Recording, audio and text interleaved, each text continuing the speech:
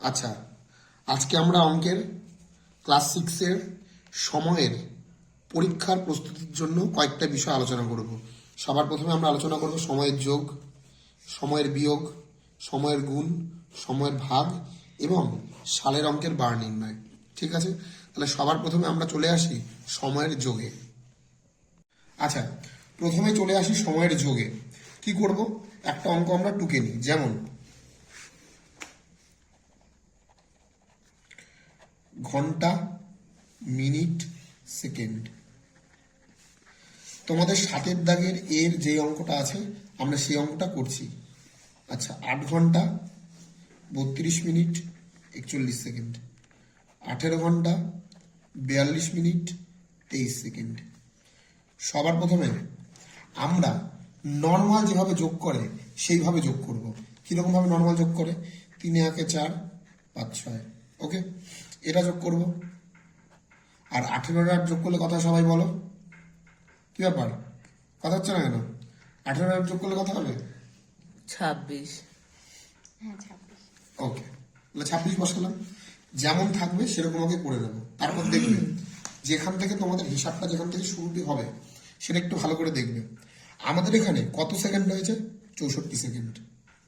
এটা প্রথমে বুঝতে হবে, 64 সেকেন্ড মানে 1 মিনিটের বেশি। কেন? আমরা কি জানি? 60 সেকেন্ড মানে 1 মিনিট।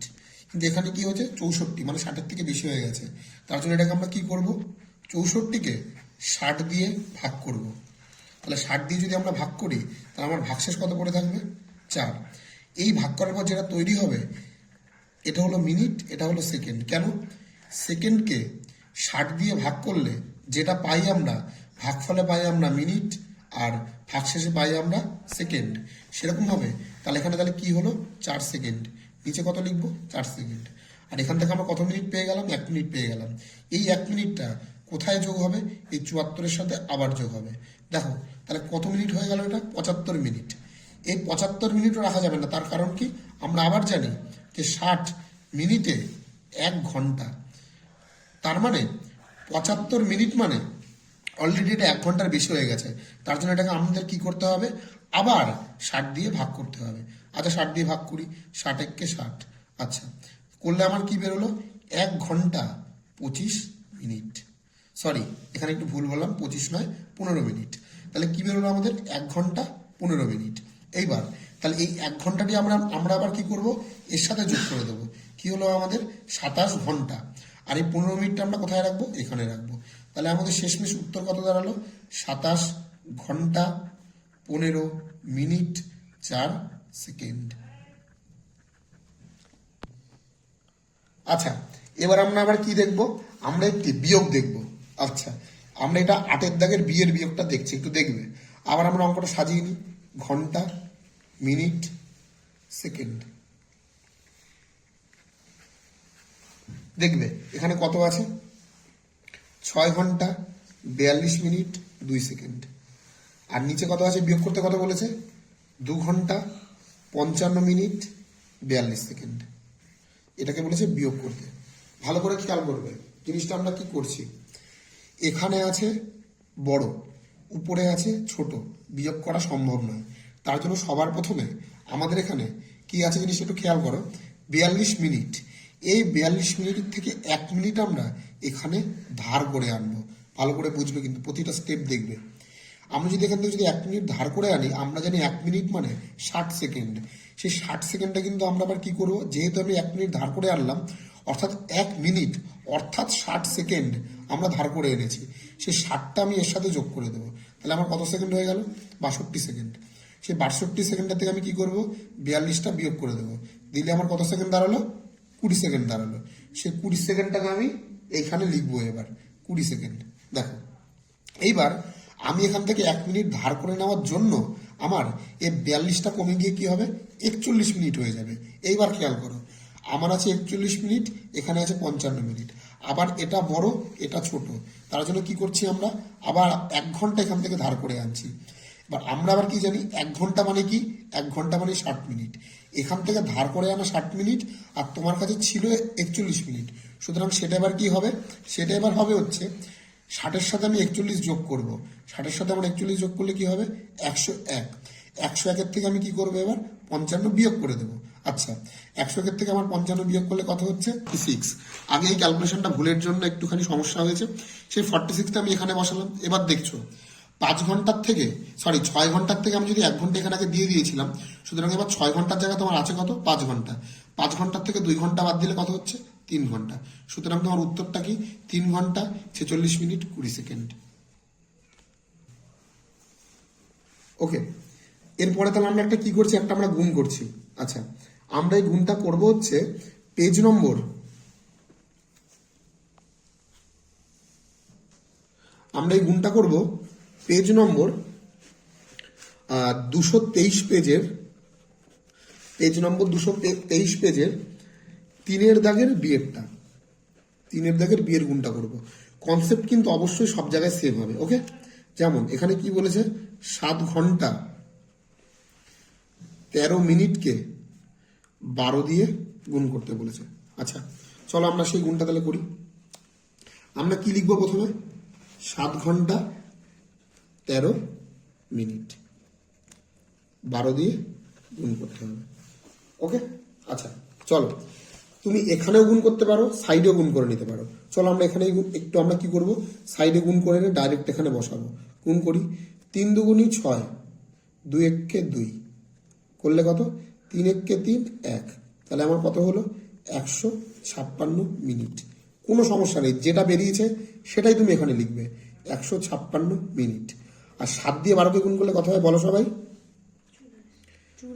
একদম 84 ঘন্টা। দেখবে আবার কি 156 মিনিট হয়ে গেছে, এটাকে আমাদের কি করতে হবে কনভার্ট করতে হবে। মিনিট থেকে কিসে নেবো আমরা ঘন্টায় নেব, মিনিট থেকে ঘন্টায় নিতে গেলে আমাদের কি করতে লাগবে ভাগ করতে লাগবে। তাহলে 156কে আমরা 60 দিয়ে চলো ভাগ করি। আমরা 60 দিয়ে যখন ভাগ করব তখন আমরা কি দেখবো, দেখো তোমরা অনেকে এই বড় বড় ভাগ দেখলে ঘাবড়ে যাও, কিন্তু এই বড় বড় কিন্তু ভাগ দেখলে কিন্তু ঘাবড়ানোর কোনো দরকারই নেই। তোমরা কি করছো, প্রথমে তুমি ভাবো শূন্যটা নেই, তুমি ভাবো শুধু 6 আছে, তাহলে 6 একে 6, 6 দুগুণী 12, 3 6 18, আর 3 6 যে 18 হচ্ছে, 18 পাশে আমি একটা শূন্য লাগাবো কারণ এখানে একটা আমার শূন্য আছে। দেখো সেটা অলরেডি এর থেকে বেশি হয়ে যাচ্ছে। এবার তখনই আমি কি করব 6 দুগুণী 12, তার মানে 120, তাহলে এখানে আমি 2 বসাই।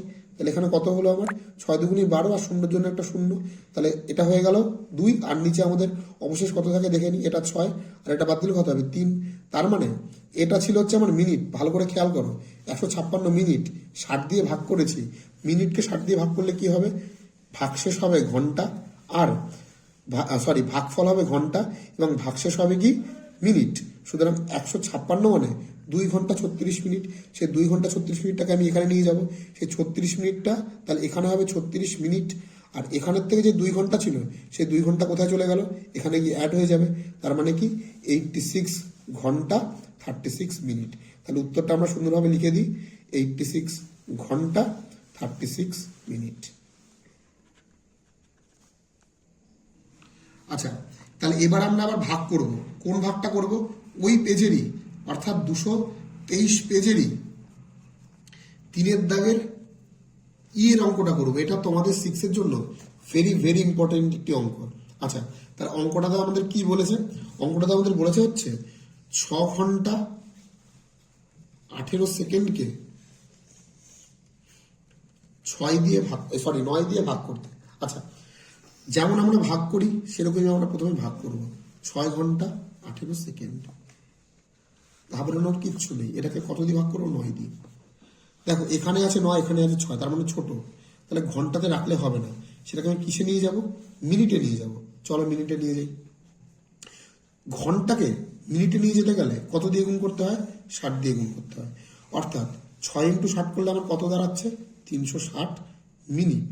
চলো আচ্ছা এবার আমরা কি দেখলাম যে 6 ঘন্টা মানে কি 360 মিনিট। এবার 360 মিনিটকে আমরা কি করব, 360কে আমরা 9 দিয়ে ভাগ করব। আচ্ছা 9 দিয়ে আমরা ভাগ করি, 360কে 9 দিয়ে আমাদের ভাগ করলে কত হয় 4 9 36। আর এই শূন্যের জন্য এই শূন্য নামলো, এই শূন্যের জন্য আরেকটা শূন্য, তাহলে ভাগশেষ। তাহলে এখানে কতটা হলো 9। এটা যখন আমরা 360 মিনিটকে যখন 4 দিয়ে 9 দিয়ে ভাগ করলাম তখন আমাদের কত মিনিট দাঁড়ালো 40 মিনিট। আর আচ্ছা তারপরে আমাদের এখানে কি বাকি আছে, এখানে অঙ্কে বাকি আছে কি আমরা দেখতে পাচ্ছি 18 সেকেন্ড। আচ্ছা আবার 18 সেকেন্ডকে যখন আমরা 9 দিয়ে ভাগ করব তখন তো একদমই সহজ, 9 দুগুণে 18, ব্যাস। তাহলে আমাদের অঙ্কের উত্তর কত দাঁড়ালো? আগে ছিল 40 মিনিট, আর এখানে কত হয়ে দাঁড়ালো? 2 সেকেন্ড। তাহলে আমাদের উত্তর কি অঙ্কের?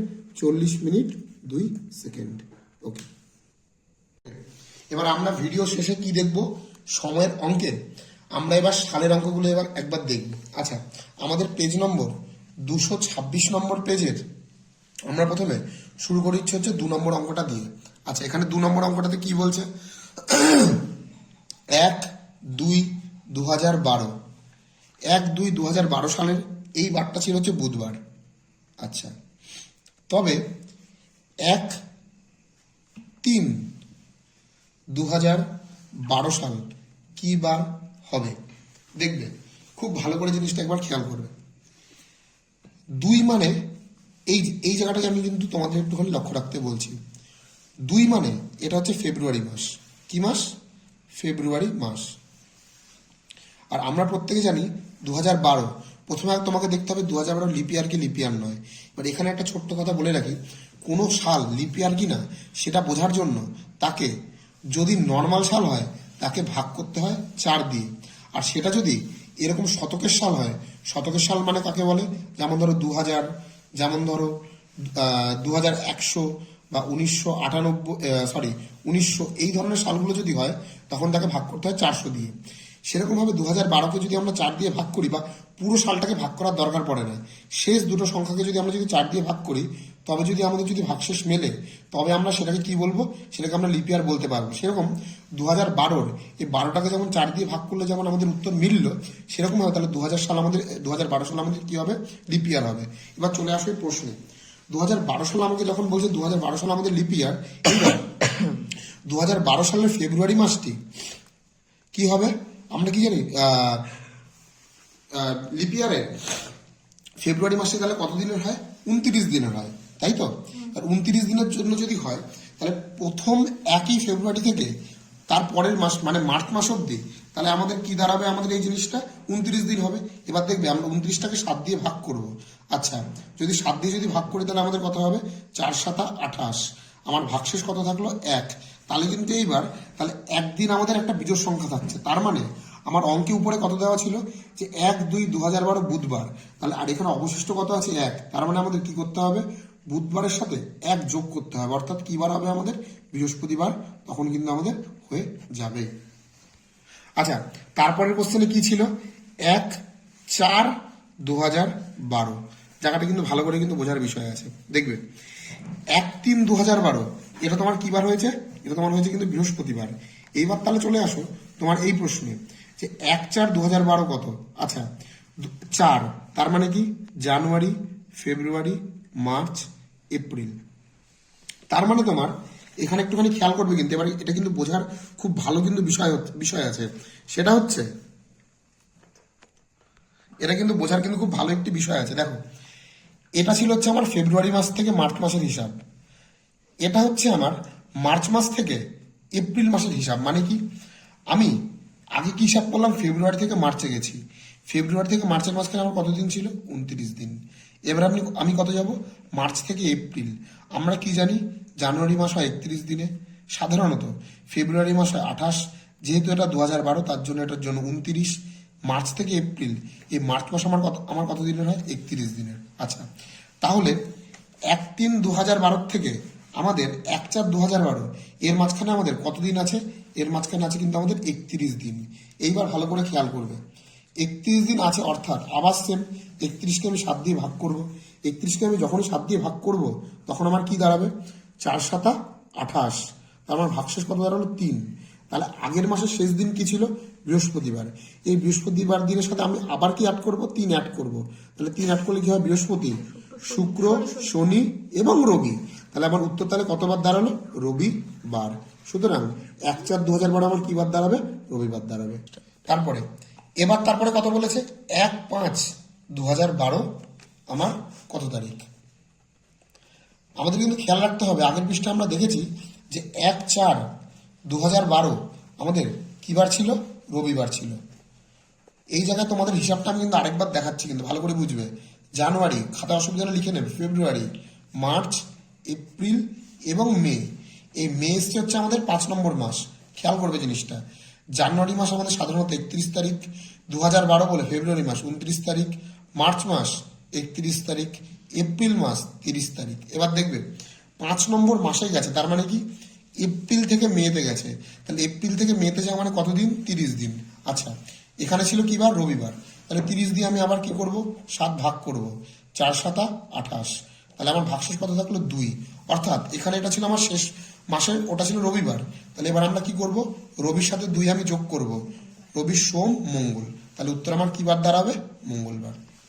দেখো এখানে একটু কারো কারো কনফিউশন থাকতে পারে, কিরকম আমরা ক্যালকুলেশন কিভাবে করছি, এটা শুরু করছি 1 থেকে, শেষ করছি 1-কে, অর্থাৎ এটা পুরো একটা 1 মাসের গ্যাপ। তার জন্য এখানে আমাদের পুরো মাসটা যতদিন, সেই ততদিনের হিসাবটা আমরা ধরছি। যদি আমাদের দিন যদি চেঞ্জ হয়ে যায়, তখন কিন্তু আমাদের জিনিসটাও চেঞ্জ হয়ে যাবে। যেহেতু আমাদের তারিখ শুরু হচ্ছে 1 থেকে, আবার এই মাসের 1 তারিখের কথা বলছি, অর্থাৎ আমরা সম্পূর্ণ একটা মাস সময় পাচ্ছি, তার জন্য কিন্তু আমাদের হিসাবটা এইভাবে এগোচ্ছে। সেরকমভাবে দেখো তোমাদের শেষ প্রশ্নে কি রয়েছে, 4/6/2012। খেয়াল করবে আবার আবার এই এই এই হিসাবে চলে আসো মে, তারপরে মেয়ের পরে কি আসবে? জুন। এবার দেখবে তোমার 1 তারিখ, অর্থাৎ তোমার এই যে 1/5/2012, মানে মে মাসের 1 তারিখে তোমার কি বার ছিল? মঙ্গলবার। এটা তোমার আগেরটা কিন্তু খেয়াল রাখতে হবে বারবার, 1/5/2012 এই দিনটা তোমার কি ছিল? মঙ্গলবার। এই বারটা যদি তোমার যদি মঙ্গলবার হয়, তাহলে তোমার প্রথমে আগে 4/6/2012 না করে নিয়ে আমরা কি করতে চাইছি? 1/6/2012 আমরা করতে চাইছি। আচ্ছা, আমরা যদি 1/6/2012 করি, এবার দেখো তুমি 5 নম্বর মাস থেকে 6 নম্বর মাসে গেছো, তাহলে 5 নম্বর থেকে 6 নম্বর মাস মানে কি? জানুয়ারি, ফেব্রুয়ারি, মার্চ, এপ্রিল, আবার মে মাস কতদিন হবে? 31, জুন মাস কতদিনে হবে? 30 দিনে। এবার জুন মাস, এবার তার মানে কি মে থেকে জুন গেছে কতদিন? 31 দিন। আমরা আবার কি করবো? 31কে আমি 7 দিয়ে ভাগ করব, তাহলে আমার কত হবে? 4 7 28। আবার আমার ভাগশেষ কত থাকলো? 3। এই মাসটা শেষ হয়েছিল মঙ্গলবারে, মঙ্গলের থেকে আমি আবার কি করবো? 3 অ্যাড করব, তার মানে মঙ্গলের থেকে 3 অ্যাড করা মানে কি? মঙ্গল, বুধ, বৃহস্পতি, শুক্রবার। আচ্ছা, তাহলে আমার এটা কি বার দাঁড়ালো? শুক্রবার। কিন্তু আমাকে কিন্তু এখানে থেমে থাকলে হবে না, কারণ আমাকে এটা জানতেই চাইনি, আমাকে জানতে চেয়েছে কি বার? 4 তারিখ, 4/6/2012। আচ্ছা, এবার তাহলে বোঝো, 1 তারিখ শুক্রবার, 2 তারিখ শনিবার, 3 তারিখ রবিবার, আর 4 তারিখ কি বার হবে? সোমবার। তাহলে এইভাবে আমরা লিখে কি করতে পারলাম? সোমবার করতে পারলাম। এইবার দেখবে তোমাদের কারো কারো স্কুলে এই হিসাবটা এইখানে শেষ করতে না দিয়ে আবার এক্সট্রা যোগ করতে হতে পারে। তুমি যোগ করেও করতে পারো, এরকমভাবে গুণিয়েও করতে পারো, তুমি যেটা খুশি সেটা করতেই পারো। আচ্ছা, শেষ করবো আমরা কি দিয়ে? এই 226 পেজের 10 নম্বর অঙ্কটা দিয়ে আমরা শেষ করব। কি করছি আমরা একটুখানি খেয়াল করবো। কি বলেছে আমাদের? বলেছে যে 15ই ডিসেম্বর আমার জন্মদিন। এবার 2013 সালের 15ই ডিসেম্বর, 2013 সালের 15ই ডিসেম্বর, আমি এটাকে এরমভাবে না লিখি, আমি এটাকে সুন্দরভাবে লিখি 15/12/2013। এই দিন ছিল হচ্ছে রবিবার। আচ্ছা, তারপরে আমাদের কি বলছে যে 2014 সালে আমার জন্মদিন কি বার দিন ছিল? দেখবে একটু খেয়াল করো, তার মানে 15/12/2014 জিজ্ঞেস করা হয়েছে কি বার। আচ্ছা, তোমরা এখানে খেয়াল করো, এই জিনিসটা তোমাদের মাথায় রাখতে হবে। নর্মাল বছরে যখনই একটা বছরে বেড়ে যায়, তখন দিনের সাথে আমরা 1 যোগ করি। যদি সেটা লিপিয়ার হয়, তখন আমরা সেই লাস্ট দিনের সাথে কি করি? 2 যোগ করি। এইবার জিনিসটা একটুখানি তোমরা বোঝার চেষ্টা করো। 15/12/2013 এই দিনটা ছিল রবিবার। যখন আমি পরের বছর সেম দিন কি বার হবে জানতে চাইছি, মানে অর্থাৎ 15/12/2014 সেম তারিখে পরের বছরে কি হবে যখন জানতে চাইছি, সেটা যদি লিপিয়ার না হয়, তখন কত যোগ হবে? 1 যোগ হবে। আচ্ছা, তাহলে আমরা সেটা কিভাবে বলছি? 2014 কি লিপিয়ার?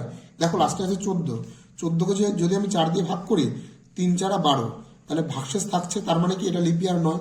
লিপিয়ার নয় মানে তাহলে কত যোগ হবে? 1 যোগ হবে। তাহলে রবিবারের পরে কি হবে? সোমবার। আচ্ছা, আবার সেম ভাবে 15/12/2015, তাহলে স্বাভাবিকভাবে 15কে 4 দিয়ে ভাগ করা যায় না, তার মানে এটিও লিপিয়ার নয়। তাহলে সোমবারের পরে যদি আবার 1 যোগ করি আমরা, তাহলে সেই বারটা আবার কি হয়ে যাবে? 2015, তাহলে সেই বারটা তাহলে কি থাকবে? এটা হয়ে যাবে মঙ্গলবার। আচ্ছা, আবার বলেছে 2016 সাল, তাহলে 15/12/2016। এইবার তোমরা একটু খেয়াল করো, 2016 হচ্ছে লিপিয়ার, তাহলে 2016 যদি লিপিয়ার হয়, তাহলে এইবার এই সালের সাথে তাহলে কতদিন যোগ করতে হবে? 2 দিন যোগ করতে হবে। তাহলে মঙ্গলের সাথে 2 যোগ করলে তখন কি হবে? তখন মঙ্গলের সাথে 2 যোগ করলে তখন হবে বুধ বৃহস্পতিবার। এখানে একটা ছোট্ট কথা বলে আজকে আমাদের ভিডিও শেষ করে দেবো। লিপ ইয়ার মানেই যে 2 যোগ করতে হবে আবার কিন্তু সবসময় নয়, এইখানে কিন্তু একটু কনসেপ্ট লাগাতে হবে। যেমন তোমাকে যদি এরকম বলে, একটা উদাহরণ দিই আমরা, 2012 সালের, ধরে নাও তোমাকে বলা হয়েছে, এটা কিন্তু সম্পূর্ণভাবে আমি ধরে নিতে বলছি, 2012 সালের মার্চ মাসের 1 তারিখ, তার মানে কি 1/3/2012 এদিন, এইটা একটা দিন ছিল, ধরে নিলাম আমি রবিবার, এটা আমি ধরলাম আমি রবিবার আমি বললাম। এবার তোমাকে যদি জিজ্ঞেস করা হয় যে 1/2/2012 কি বার হবে? আচ্ছা, আরেকটু ছোট্ট কথা বলে আমাদের ভিডিওটা শেষ করে দেবো। একটু আগে যে কথাটা বললাম যে লিপ ইয়ার মানে 2 বছর এগিয়ে যাবে, সবসময় কিন্তু এরকম নয়। যদি এরকম দেখা যায় যে অঙ্কে লিপ ইয়ারটি পাচ্ছে না, তাহলে কিন্তু সেখানে কিন্তু 2 যোগ হবে না। যেমন দুখানা এক্সাম্পল শোনো। ধরো আমি তোমাকে বললাম 1/3/2012, আমি কিন্তু এটা কিন্তু পুরো উদাহরণ দেওয়ার জন্য বলছি যে 1/3/2012 ধরো রবিবার। এবার তোমাকে জানতে চাইছে 1/3/2013, তাহলে এটা কি বার হবে? প্রথম কথা, এটা লিপ ইয়ার হলেও দেখো এটা 3 মানে কি জানুয়ারি ফেব্রুয়ারি মার্চ পড়ে গেছে, অর্থাৎ ফেব্রুয়ারি মাসের যে 29 তারিখ সেটা কিন্তু এখানে পায়নি। তার মানে এটাতে 2 যোগ হওয়ার তো কোনো প্রশ্নই নেই, কারণ 2012 থেকে 2013-তে গেছে, অর্থাৎ তখন কি হয়ে যাবে? মাত্র 1 যোগ হবে। তখন এটাকে আমরা কি বলবো? এটা মঙ্গলবার বলবো। তার কারণ কি আরেকবার বলি, দেখো এখানে লিপ ইয়ারটা পায়নি। লিপ ইয়ার পায়নি মানে কি, ফেব্রুয়ারি মাস যদি তোমার হিসাবের মধ্যে যদি না আসে, সেক্ষেত্রে কিন্তু 2 কিন্তু অ্যাড হবে না, তখন কিন্তু একই অ্যাড হবে। যেমন আরেকটা বলি, দেখো ধরো 1/2/2015, 1/2/2015 ধরে নাও এটাকে বলা আছে রবিবার। এইবার তোমাকে কোশ্চেন করা হয়েছে 1/2/2016 কত হবে? দেখো এটা আবার 2016 মানে লিপ ইয়ার, তোমাদের প্রবণতা থাকবে যে 2016 লিপ ইয়ার দেখেই 2 যোগ করে দাও, কিন্তু ব্যাপারটা তাই করলে কিন্তু হবে না। তখন তোমাকে কি করে নিতে হবে? দেখো এক্ষেত্রে দেখো ফেব্রুয়ারি মাসের 1 তারিখ, আর এখানেও ফেব্রুয়ারি মাসের 1 তারিখ, অর্থাৎ ফেব্রুয়ারি মাসের 29 তারিখ কিন্তু এখানে পাচ্ছে না। তার জন্য এখানে রবিবারের সাথে আমরা কত অ্যাড করব? একই অ্যাড করব। তার জন্য উত্তর কথা হবে মঙ্গলবার। এবার কিছু স্কুল এরকম করে যে এটা 1 কেন যোগ হচ্ছে বা এটা 2 কেন যোগ হচ্ছে, সেক্ষেত্রে করতে পারে। তখন তোমাদের দেখাতে হবে যে ধরো একটা অঙ্কের মধ্যে 2011 থেকে 2012 সাল যদি লিপ ইয়ার পায়, তখন তোমাকে ধরে নিতে হবে কত? যে 365 দিনে না হয়ে সেটা হয়ে যাচ্ছে 366 দিনে। তখন আমার তোমাকে 366-কে 7 দিয়ে ভাগ করতে হবে, 5 7 35, আর হচ্ছে এখানে কত 16, তাহলে 7 2 14, ভাগশেষ তোমার 2। তাহলে এই যে 2 যে একটি যে বিজোড় দিন তুমি পাচ্ছ, সেই বিজোড় দিন লিপ ইয়ারের জন্য বিজোড় দিনটা পাচ্ছ হচ্ছে তুমি 2 এর জন্য। আর অপরপক্ষে যখন নর্মাল বছর 365 দিন পাচ্ছ, তখন সেই 365 দিনে তুমি কি করছো? 7 দিয়ে আবার ভাগ করে দেখাবে পরীক্ষার খাতায়, 5 7 35 আর 15, 7 2 14। তাহলে দেখো তোমার এক্সট্রা দিন থাকছে 1, তার জন্য নর্মাল দিনের শেষে কত যোগ হয়? এই 1 যোগ হয়। তুমি এই ক্যালকুলেশনটা করে তারপরে কখন এই 1 দিন আর কখন 2 দিন, সেটা তুমি কখন তোমার 1 দিন হবে আর কখন তোমার 2 দিন হবে, সেই ক্যালকুলেশনটা তুমি এইখানে দেখে শেষ করে দেবে।